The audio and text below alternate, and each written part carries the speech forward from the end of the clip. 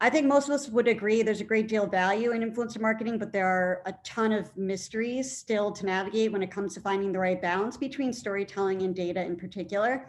So here to support our playbooks, please welcome to the virtual stage Eric Dahan, co-founder and chief executive officer, and Maggie Resnikoff, director of account management. Eric, Maggie, so great to have you both. The virtual stage is yours, and I will be back. Awesome, Erica. Thanks for having us and great to be here. Cool.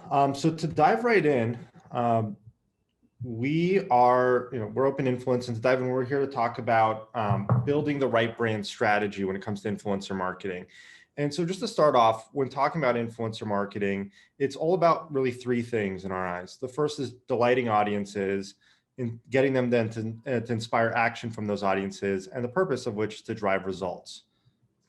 And for influencer marketing to be effective, there are really three things that need to align. And this is true with any form of marketing, but it's a very important thing to keep in mind when building out your framework for your strategy. So the first thing is your audience needs to align with the messenger, in this case, the influencer, and needs to align with the right message.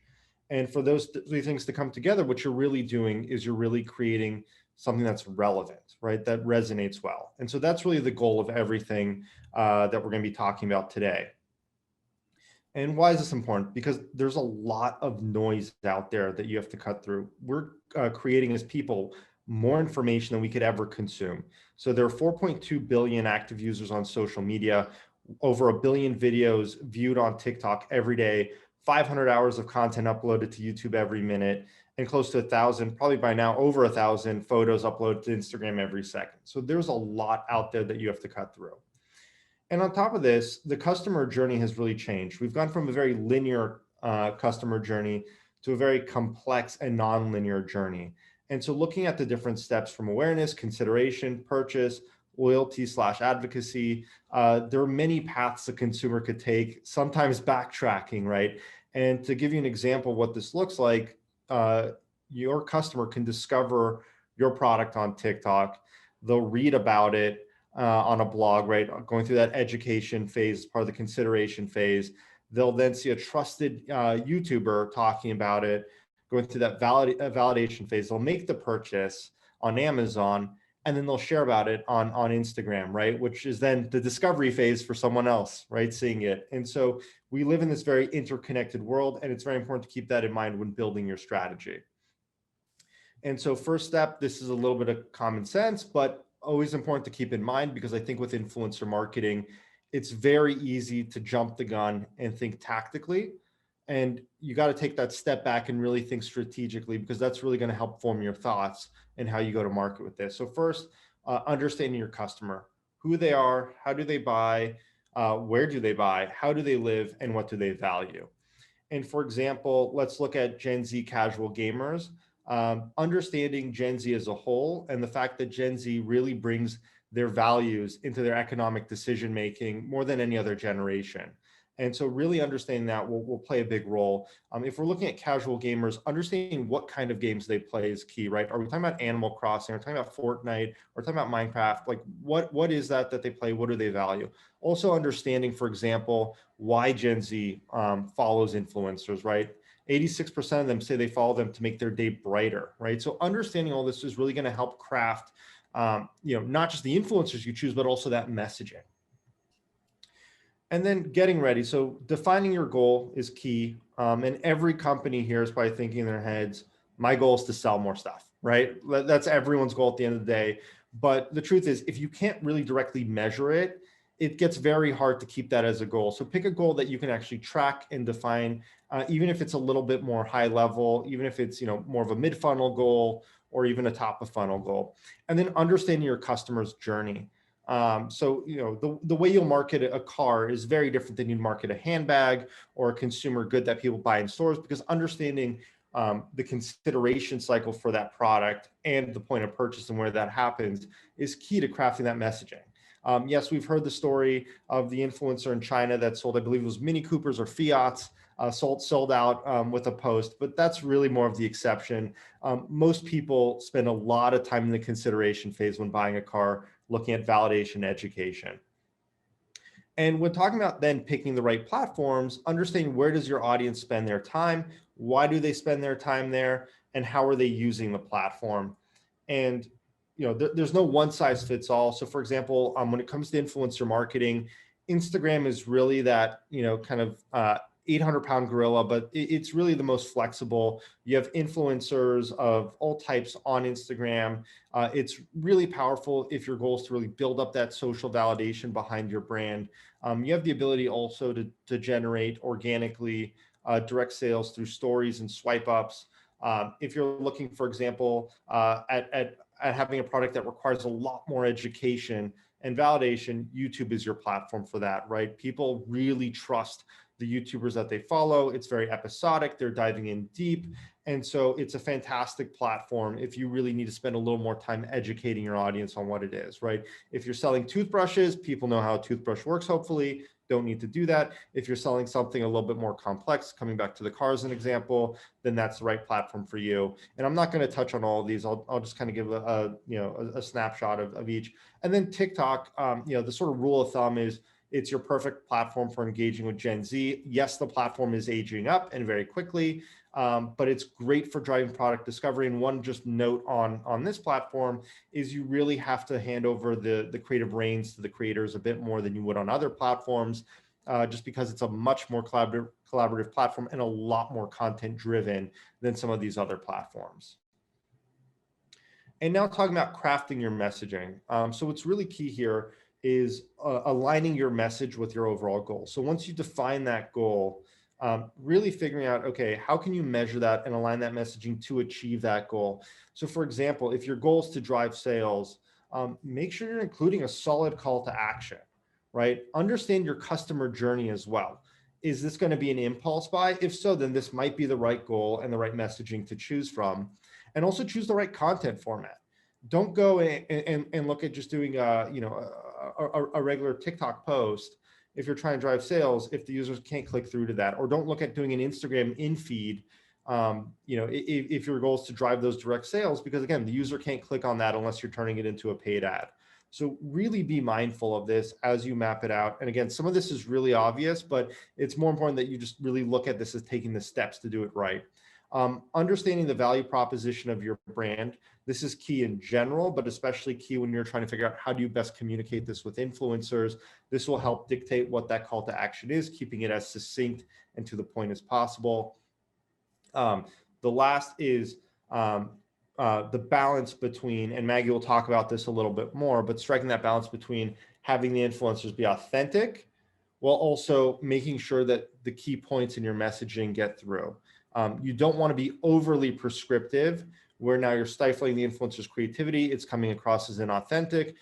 There's a reason why sponsored content tends to underperform from an engagement standpoint based on influencers, just regular content. It's because sometimes brands are overly prescriptive. Likewise, don't just hand them the reins. You don't, if you're, posting about your product, you don't want other brand logos in the shot. You don't want the attention to be taken away from that. And so really outlining that's going to be key. And the last piece is just delight audiences and have fun with it, right? Influencer marketing is all about delighting audiences and inspiring action. And so make sure that you're giving your audience content that they're finding valuable, whether that's educational, whether that's entertaining, whatever that may be. We live in this social economy. There's a content exchange. Just interrupting someone to get their attention to advertise to them, that's not going to stick.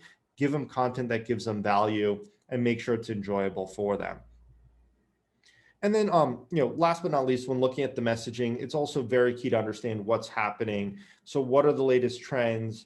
What are others doing? What are they working on? Here's an example from one of the systems we built, where we look at what other brands are doing to just say, okay, what are some learnings we could pick up from others so we don't have to, learn out the gate or relearn for the first time.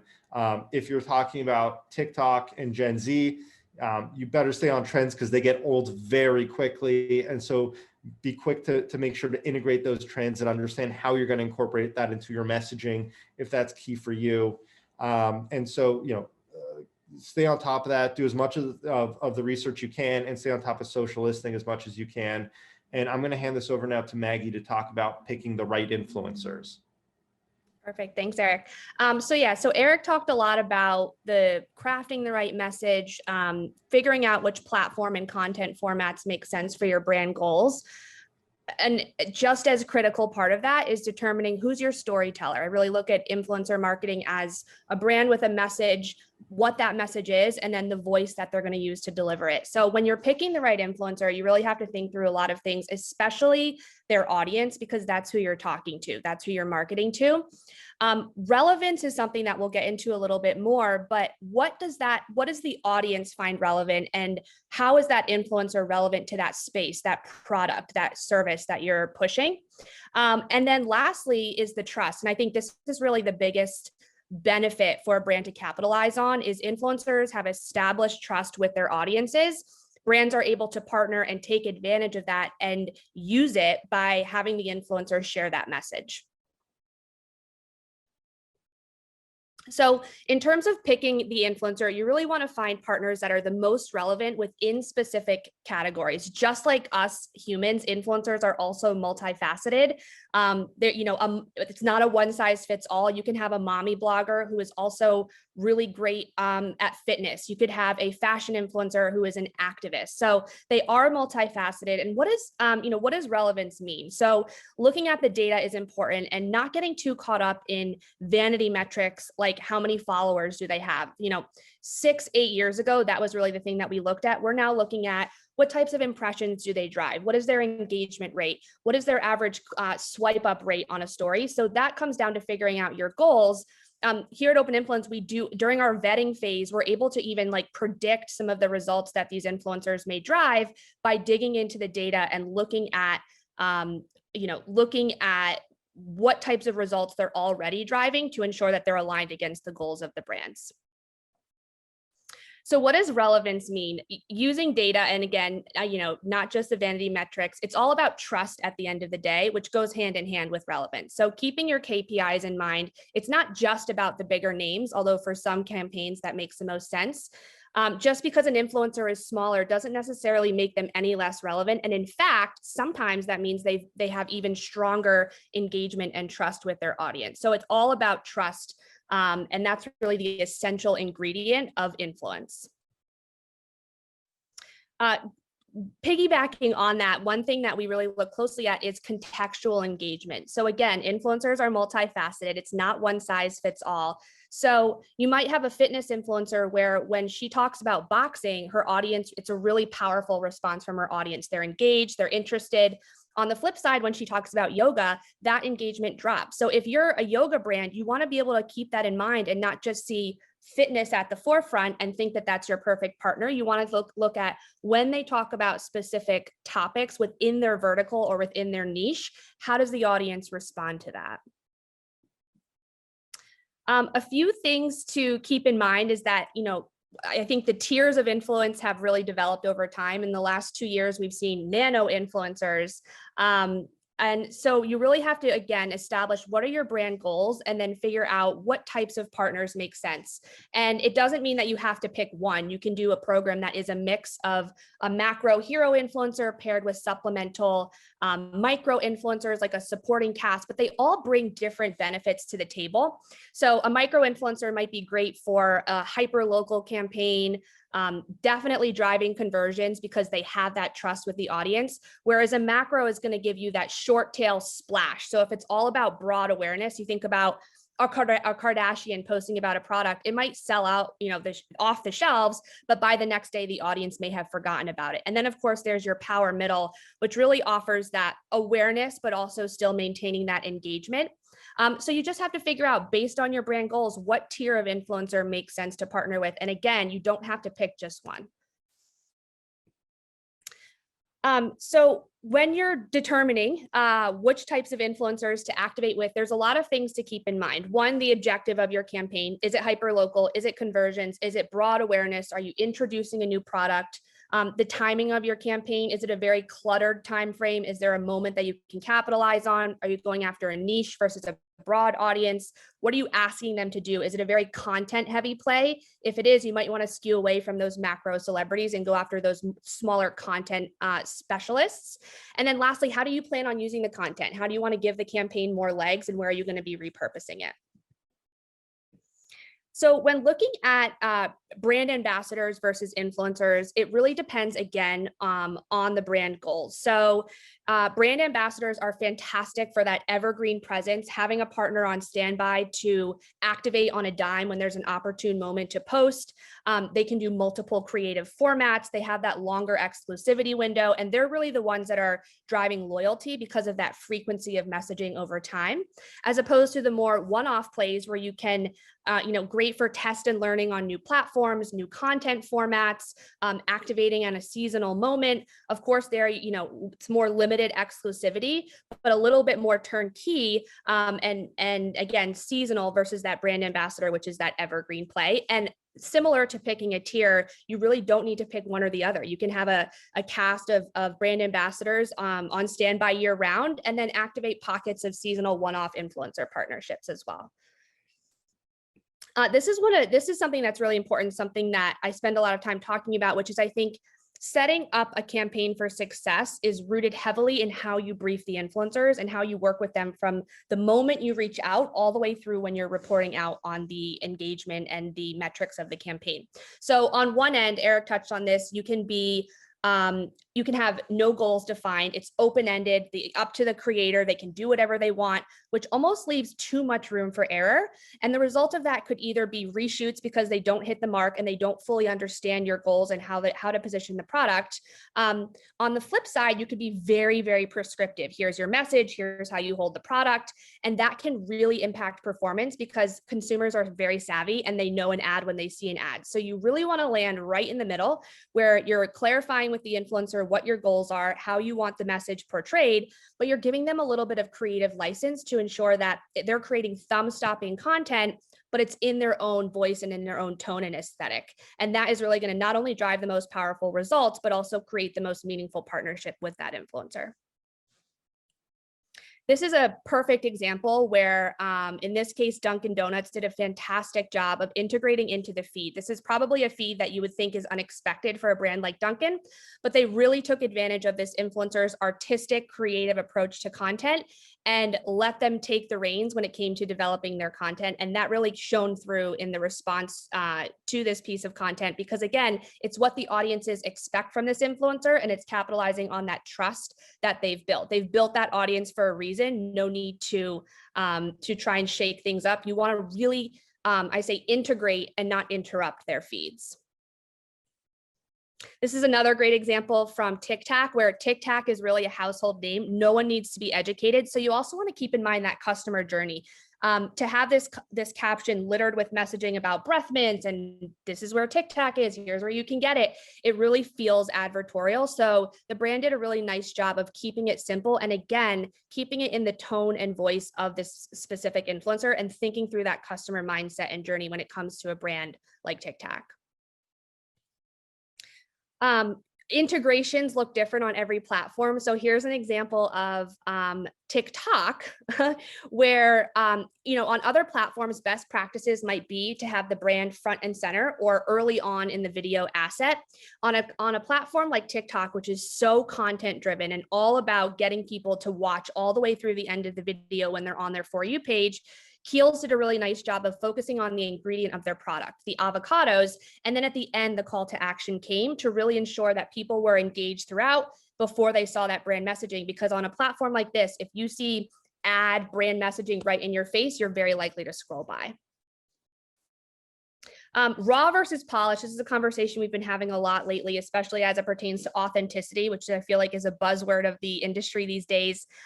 Authenticity is really winning. And so when we say raw, it doesn't necessarily mean scrappy or poorly created content. It means highlighting the real, showcasing the behind the scenes, that Instagram versus reality take. So you can see here an example of content where it's posed, it's cute, but then if you swipe over, she also posted some behind the scenes shots.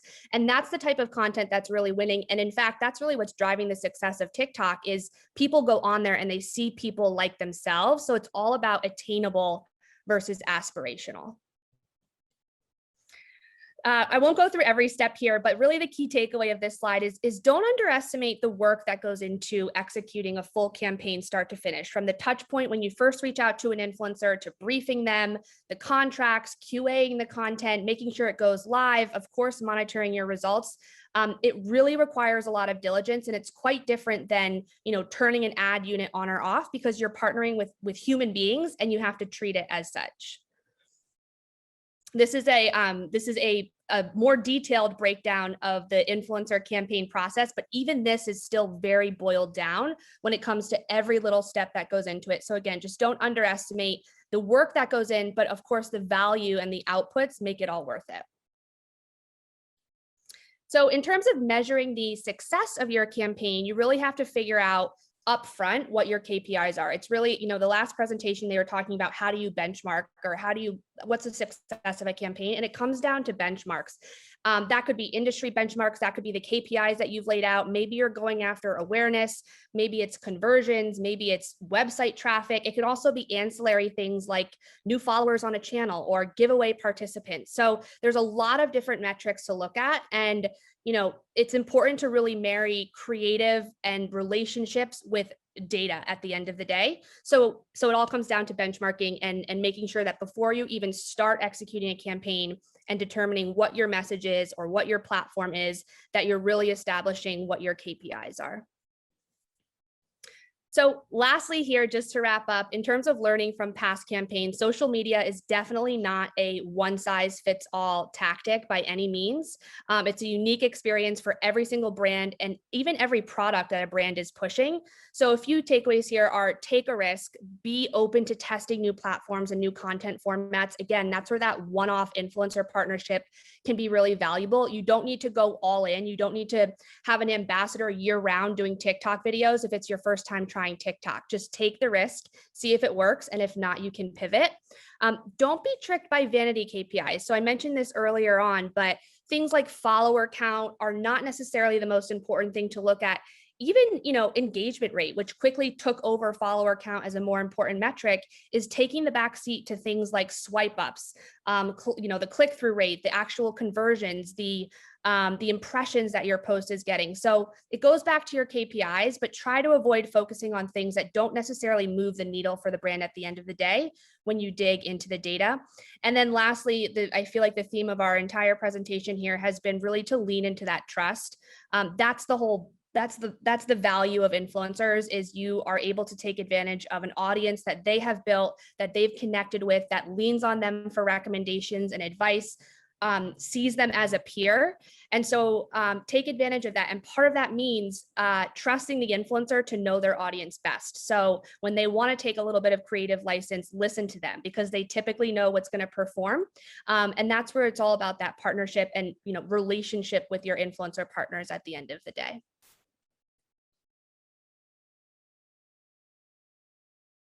And I think that's a wrap for our presentation. I know we have a Q&A now. Yes, Maggie, thank you so much. Eric, you as well. So thrilled. These are some great insights, and I know our audience was really into this. It was a fantastic conversation. There's a lot of important tips we can take here. So yeah, definitely. Let's get into some Q&A. We got some from the audience, but there were some first just from me tuning in and listening to run by you guys. So first, how do we make sure we're not overpaying influencers? And I know that tied into an audience question actually, where they were asking, we might have limited budget, and with a new account, what are some key things to have top of mind as we build these budgets out and plan? Yeah, I could dive in and take that one. So, it's interesting because this really reminds me of when we were starting out and building the business 8 years back. This was the question that was always top of mind: is how do we establish some solid sense of pricing around influencers? And over the years, we've built some pretty sophisticated models. But if you're going at it for the first time, there's some benchmarks you could do. I mean, we distill everything down to a CPM. We don't look at follower counts. We'll look at impressions. But the ultimate trick comes down to just starting low, right? And reaching out to enough influencers. And ultimately, it doesn't matter what your ask is. It doesn't matter how many posts you're looking for, what sort of usage rights or which platforms. If you anchor low and you reach out to enough influencers, you're going to get a very good sense of what you can pay and what the market looks like. And that's sort of the baseline advice. And then from there, you have to keep in mind, like, what are some of those drivers? So if you're going to be bundling more posts, for example, your cost per post is going to go down because influencers are happy taking a certain amount up front. It doesn't necessarily relate to the number of posts. If you're going to be asking for certain usage rights, that's going to be a driver for the price. If you're going to be looking at certain content formats, such as video over a still image, that's going to be a driver of the price. And so, the rule of thumb, if you're looking at like a story compared to like an Instagram in feed, and we're using Instagram as an example for a lot of this, but because I think it'll resonate with a lot of people in this audience, you could plan to pay, anywhere from, let's say roughly around a third of what you would for just a normal in feed. And so these are the sort of things to keep in mind. And then of course, the more sort of hairs you add to the brief, just again, that's going to be a driver. For example, if you're requiring your influencers to travel more, if you're requiring any sort of special asks, anything along those lines. And keep in mind that as you start going up the scale to work with bigger and bigger influencers, the pricing models start to break down because now you're looking at people that you're working with for more of the cachet as opposed to more sort of media type metrics. Yeah, no, I think that makes a lot of sense. And that's great. You talked a little bit about, when you were explaining that, a little bit about specific content and platforms. So going off of that, you were talking about video or, static posts, kind of with a focus on Instagram. TikTok or Instagram Reels? What do you guys got for us, and what's your recommendation for people trying to lean into those? Yeah, I'll kick this off, and then Maggie, I think it'd be great for you to dive in. But at a high level, I can say that Facebook is definitely rewarding creators on Reels, and so I think there's a unique opportunity there. TikTok though has built its own unique community, and so you're definitely tapping into something very different with TikTok than you would on Instagram. And Maggie, I don't know if I saw you smiling, so I'm guessing there's some more you want to add on top of that. I'm first of all, I'm obsessed with TikTok, and I have been for a year and a half. I think that personally, I think Instagram Reels is trying to be TikTok, but I think they are very, very different. Content that works on TikTok can be very easily amplified via Instagram Reels, and it'll work. Content that's created for Instagram is not necessarily going to translate as well when you put it on TikTok, because TikTok is such a unique user experience. To Eric's point, because I think, Instagram really wants to ensure that people are getting a similar experience with their Reels as a user would on TikTok. So right now, for creators and brands, Reels are generating more views than your typical in-feed video would. It's a great kind of a little bit less highly produced vertical video format. I think it comes down to which audience you're trying to reach and how much fun you're willing to have with the content. If you're willing to have a lot of fun, let go and step outside of the box, I would say TikTok. I'm also very biased, but if you are rooted in Instagram, definitely don't overlook Reels, because right now, I have a creator friend who posted the same exact video as a standard in feed and as a Reel. The Reel got 4 or 5x the number of views. So definitely don't miss out on testing that content format as well. Love that. We're big fans, as most people heard on our main stage, of TikTok, and shout out to Jess on our team who mans our account. She kills it and we have a lot of fun. We have maybe 2 more minutes to sneak in a final question. And I think this is a really important one to end on personally. What are the best practices for marketers to ensure brand safety when partnering with influencers, right? You guys talked a lot about trust and leaning into that, but also we had someone in the audience mention too, and it kind of ties into your response just now, Maggie.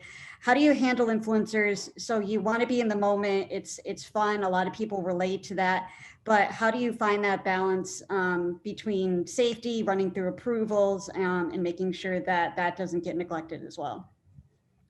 Yeah, I can take that one, Eric, or kick it off. So I think it all comes down to very careful vetting. It's so interesting. Literally just this morning, I follow E-News Instagram. I'm sure most of us do. They post a lot about celebrity content. I'm seeing more and more influencers, which is not something you would think about when you think of e-news. So influencers are becoming a topic that's spoken about in mainstream media. We go through a very, very thorough vetting process that includes not just looking at their brand channels and the content that they create. And keep in mind, you don't just want to look at the influencer channel that you're activating on. If you're doing influencer content, check their Twitter, check their TikTok. You also, and something that we do, want to do a very in-depth Google search. So we will look at the news tab, the results tab, Reddit threads, because it's from time to time, we've all made mistakes. We've all said stupid things. It might not be like a recent scandal. It might be in 2012, they posted a dumb tweet that was just really insensitive, and usually there's some chatter about that. So I think it all comes down to upfront diligence. It's really tricky when they've already partnered with, and then you catch stuff or you get a DM saying, hey, have you not seen what they've done 2 years ago? So the information is out there and they're in mainstream media. So definitely just do your diligence and do the vetting for sure. No, that's so important. And I definitely think using that word upfront is so critical and so just really important. If you don't do it at the upfront, like you said, it makes it harder to catch, and laying out the transparency. That's always key before going into any kind of collaboration. Well, thank you both so much. This was super informative. We hope to see you on another virtual or ideally an in-person stage very soon. But thank you guys so much. Thank you once again to our partners, Open Influence. Without your help, our event would not be possible. So thank you once again, and hope to see you guys soon.